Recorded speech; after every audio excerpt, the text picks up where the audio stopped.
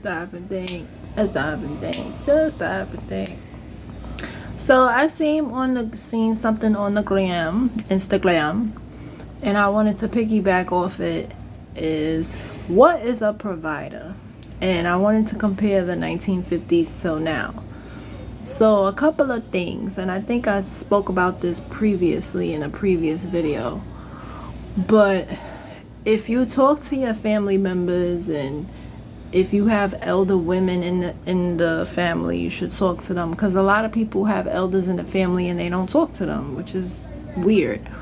But for me, before my Aunt Jerry died in 2021, I remember talking to her, and she said back in the days it was hard for single women to get an apartment, and her statement was confirmed a few statistics I've seen on the internet, so she wasn't wrong.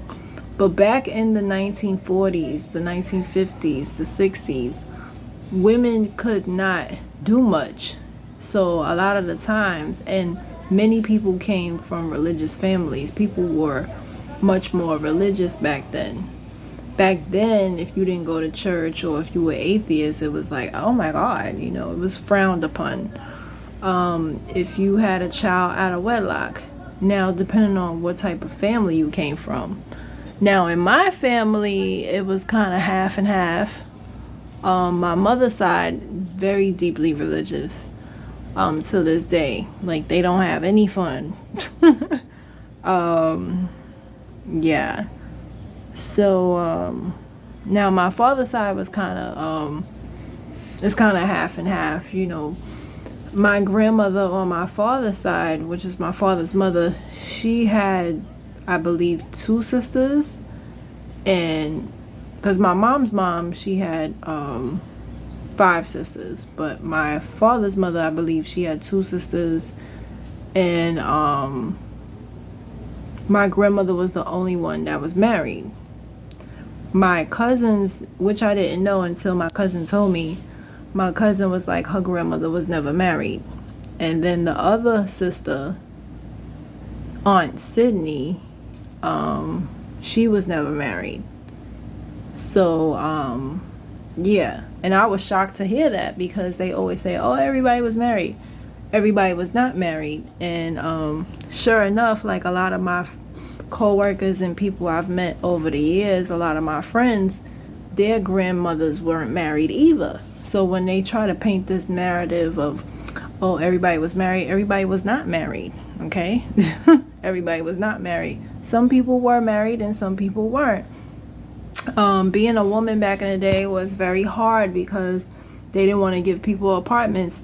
So the reason why a lot of our ancestors or our elders, they had houses, because, believe it or not, ladies and gentlemen, it was easier to get a house than an apartment back then. I know, it's crazy. So lucky for my grandmother, my mom's mom, her brother, he was the most successful. So my great grandparents, they had 16 children. I know that's a lot. They was getting it in. Pull out game week. So 16 children, and thank God, they all turned out, from what I heard, they turned out, a few of them were alcoholics, the boys, but they all worked and provided for their families. One of the uncles, he became very rich, and he was heavy into real estate, and so he had property upstate. Unfortunately, when he passed away, my cousins, they sold the property.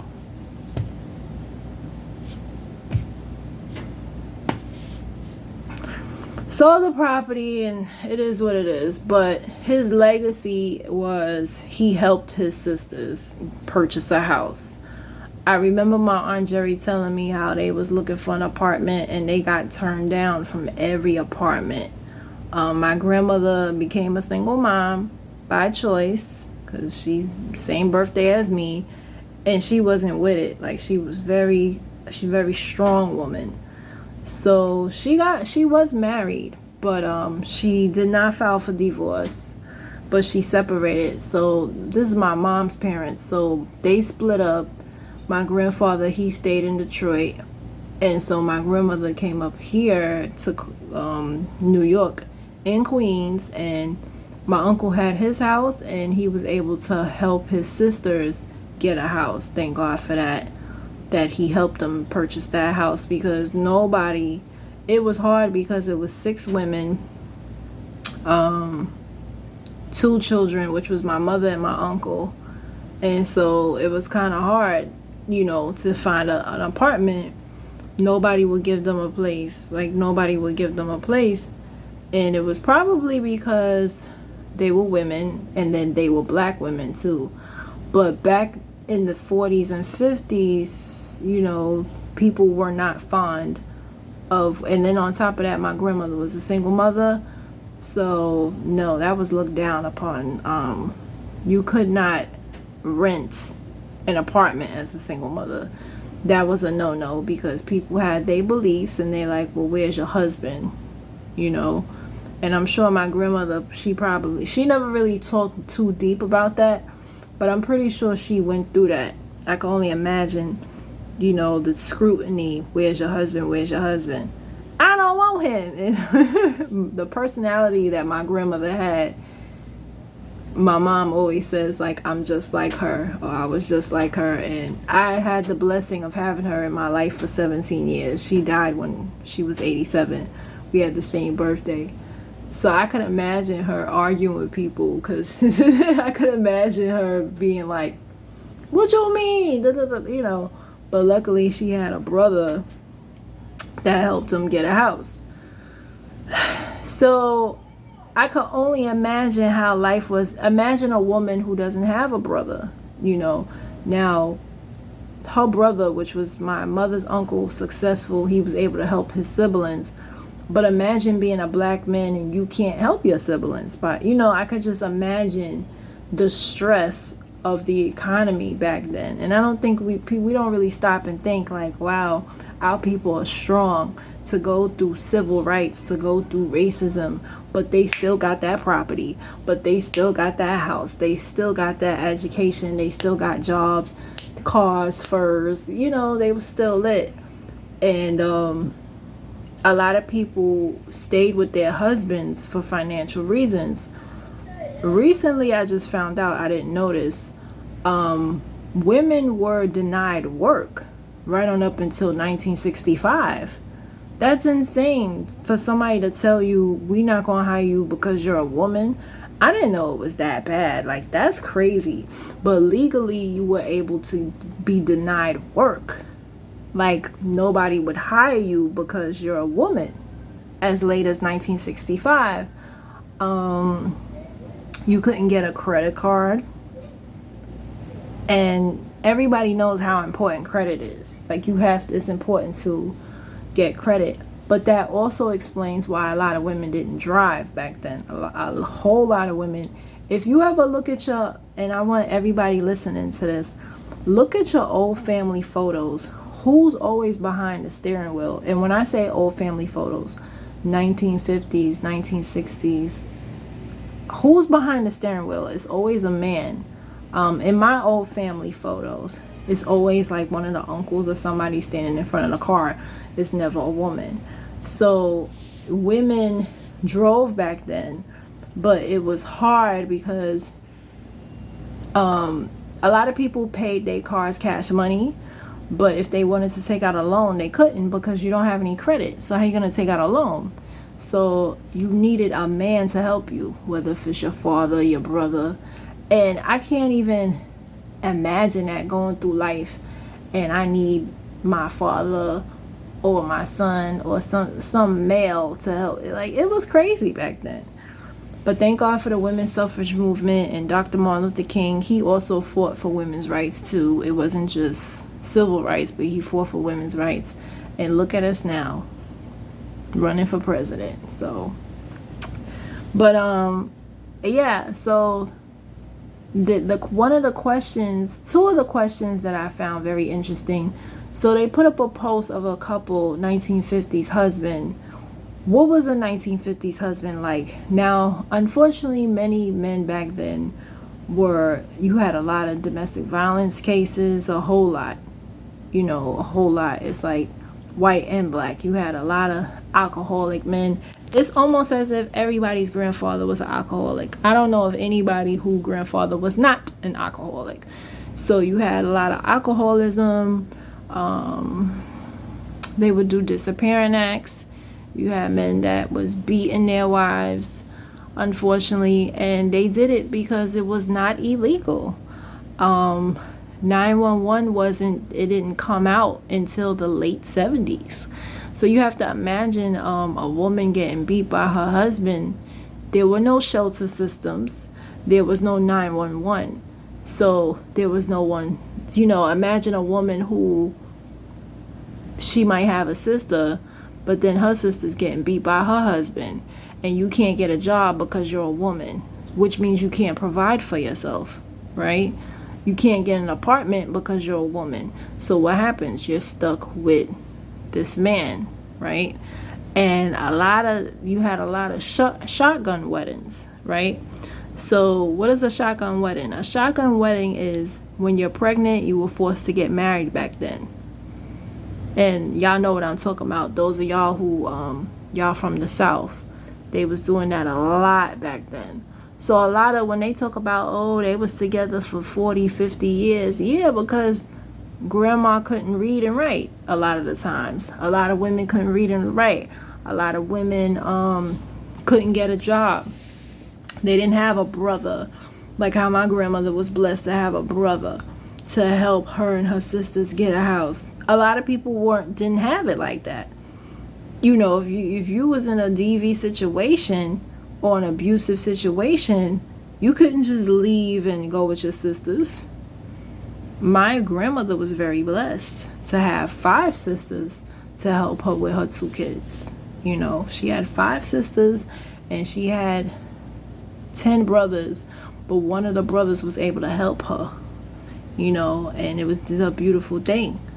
Because he could have looked, you know, he could have been one of those men like, you know, oh, forget y'all, I'm not, you know, but he loved his sisters enough to be like, all right, I'm gonna help y'all, you know, whatever. Thank God for that. Because you had a lot of men back then, they wasn't helping their sisters. They felt like, oh, you married, you supposed to stay with that man, stay with him. But he understood, like, all right, you don't want to be with him, okay, cool.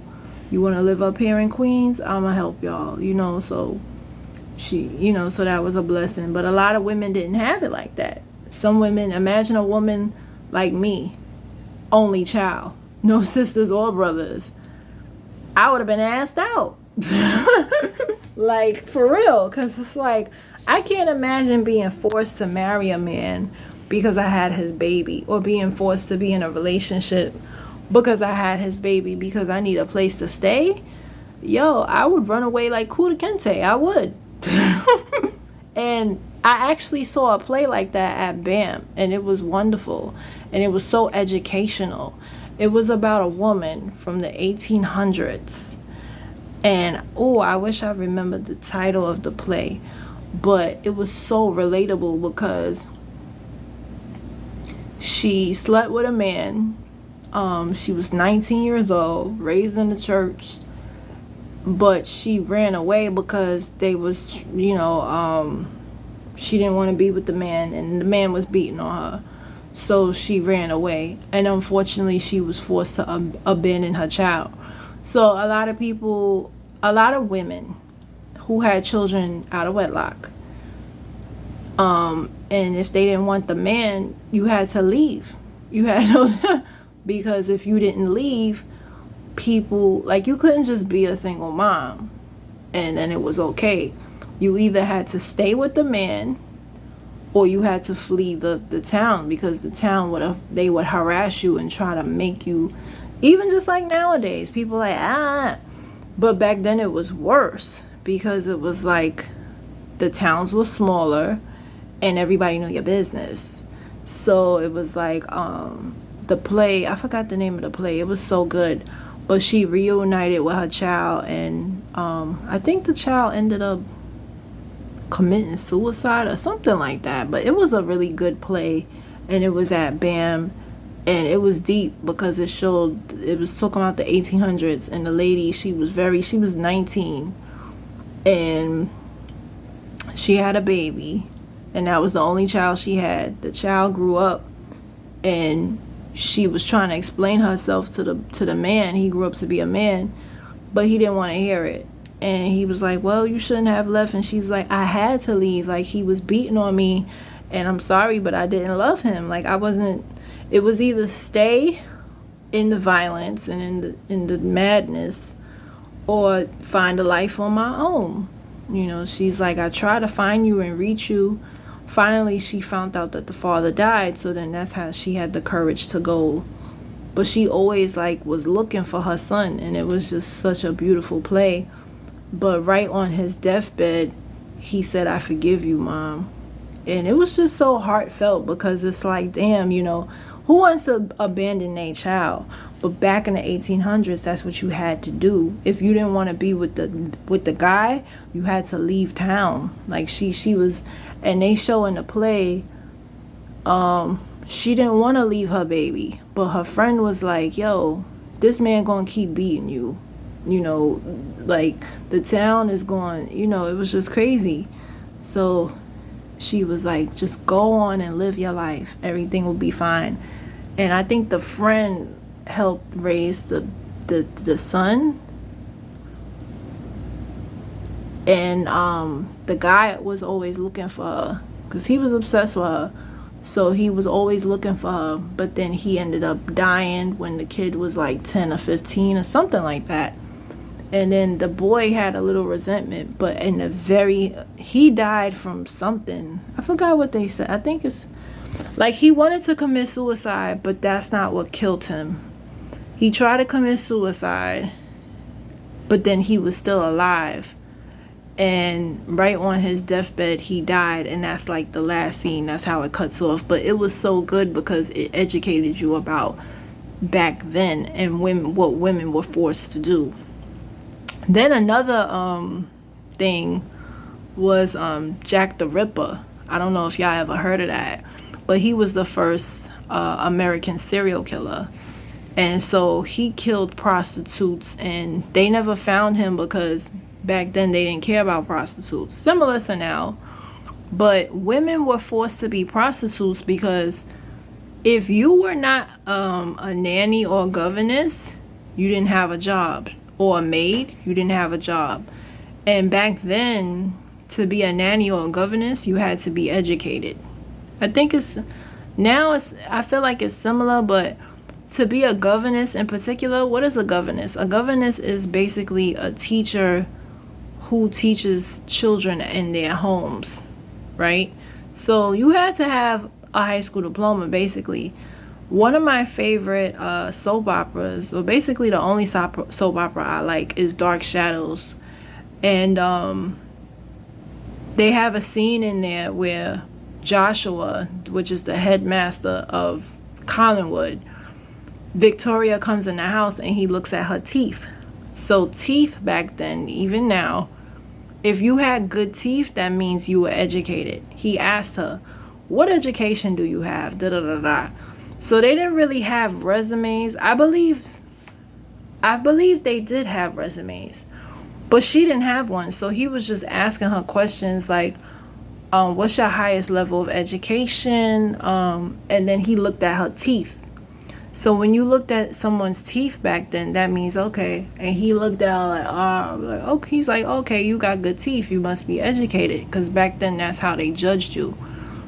I think y'all know about the London people, like people from England, they had bad teeth. Bad teeth indicated lack of education. So that's how they judged you back then. If you had good teeth, it's like, okay, you could be my child's governess. You must be educated. And then he asked her straight up, what was your highest level of education?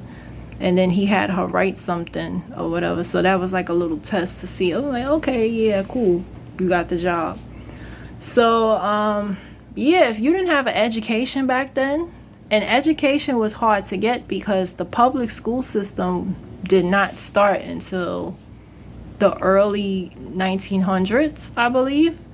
And then remember, school was not mandatory until the 1960s. Again, if you talk to your elders and your family, most of them don't have high school diplomas. high school diplomas didn't become mandatory until the 70s. That's when they was like, okay, if you don't send your child to school, ACS.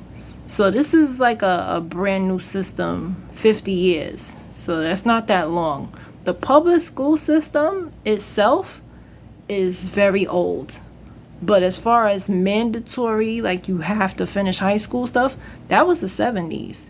You got the generation before baby boomers, a lot of them didn't have high school diplomas because it was not mandatory. It didn't become mandatory until baby boomers.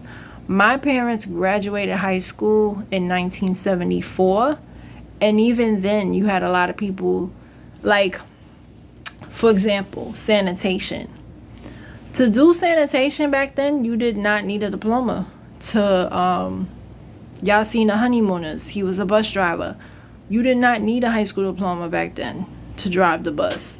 All these jobs with the good pay and benefits, you didn't need a high school diploma back then. That's the 70s and now, you know. So, you know, education was limited. But the other Instagram post that I saw, the girl was like, oh, your woman's nails and hair should be included in your monthly budget. Now I wanted to ask the fellas out there and be brutally honest, you know, are you a provider? And has providing for a woman, is that whack to you? You know, back then, let's keep it real, men provided for women because they had no choice, right? We were a religious country. We were a religious society, okay? So when people talk about, oh, grandpa worked 3 jobs, grandpa had to work 3 jobs because there was no tax return. Now, the tax return, y'all, we love tax returns. I just found out from my father, and I did the research, there was no tax return until President Lyndon Johnson. That's just now. That's the 70s. So all of our grandparents and great-grandparents that was having a bunch of kids, they didn't have no tax money. I can't imagine having a child and I don't got tax money. What? Oh, God. Like, kids are expensive. That's why our grandfathers worked 3 jobs. Because they had to. It's not because they wanted to. Okay? You had welfare. Welfare came out in 1935. However, a lot of people did not have welfare. So I got to do the research on that as to why a lot of people, I guess because of pride. I'm the same way. Like, I'd rather go to work than get any assistance.